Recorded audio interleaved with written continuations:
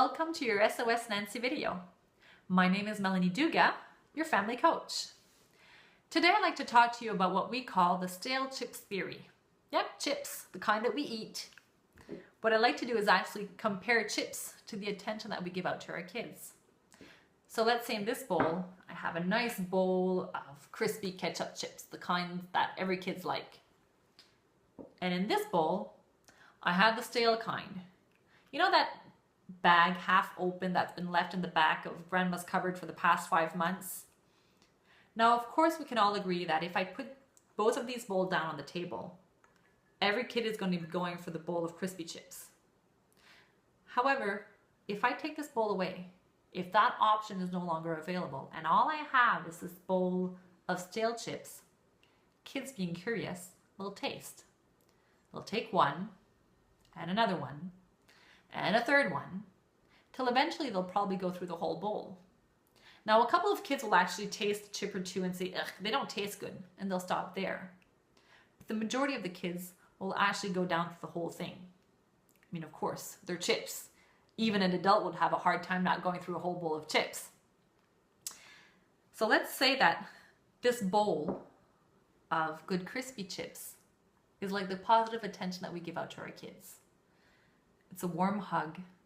It's a nice smile. It's a good thumbs up when they do something that we're happy about. It's that time where we take to actually listen to what they have to tell us without doing something else. That heart-to-heart time that we spend with them. Those are the good kind.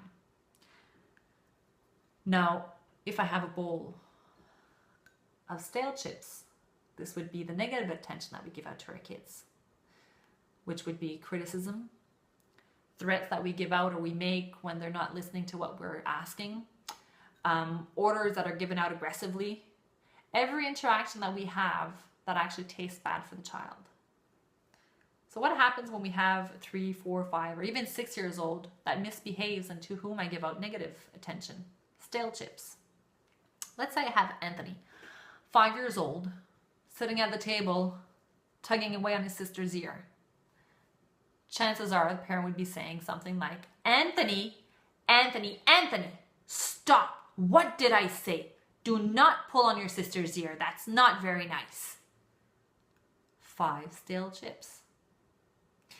Now, if Anthony would be calmly playing with his Legos in the living room, while I can take the time to actually make my supper for mealtime, or I can go put another load into the laundry, we won't say anything to Anthony. If Anthony all of a sudden looks at his sister and pulls out his tongue, Anthony, Anthony, don't do that. What did I say? That's not very polite. Mommy's not happy with you. 5 stale chips. So the equation becomes, I behave properly, I get no chips. I misbehave, I do get chips, even if they're the stale kind. So we need to start observing ourselves. If at home you have more than one child, who gets the most chips? If you're at supper time and you're sitting down at the table, which kid gets most chips? Is it the kid that's actually sitting down properly, eating his food, smiling, have a good conversation with you? Or is it that child that's complaining about what's on his plate, playing with his food, has gotten up 20 times? Chances are it would be that last child. If you're an educator, you're working with kids, and it's time to go play outside, which child gets most of your attention throughout the day? If it's time to go play outside and it's time to get dressed, now we have 20 children all lining up to get dressed. Which one gets most of your attention? Now, maybe it's the first child who gets dressed before everybody else. He'll actually get a few crumbs of crispy chips. Good job. Now, all of the kids in between, no chips at all. But that last child, the one that everybody is waiting to get dressed so that we can go outside.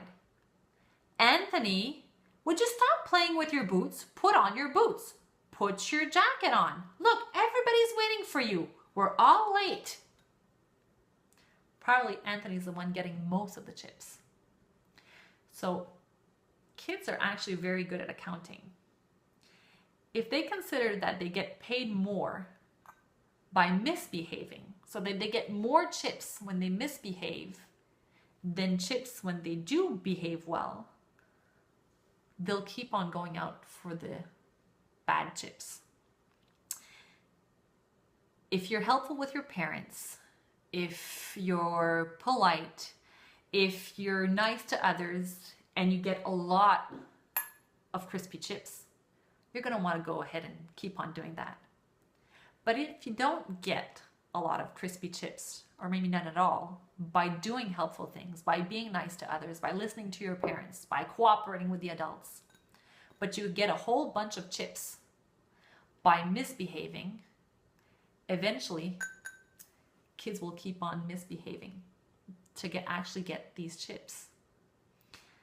The saddest thing is that if for the past several months or even years, a child doesn't get a lot of crispy chips, but does get a lot of stale chips, after a while, if you actually give them the choice to choose between both, they'll actually take the bowl of stale chips.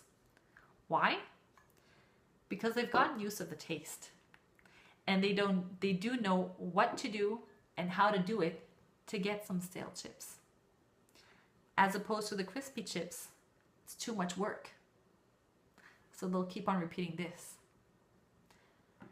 So hopefully, just a small insight, reflection to help you take a look, stop at home, and see how do you give out your attention? How do you give out your bowls of chips?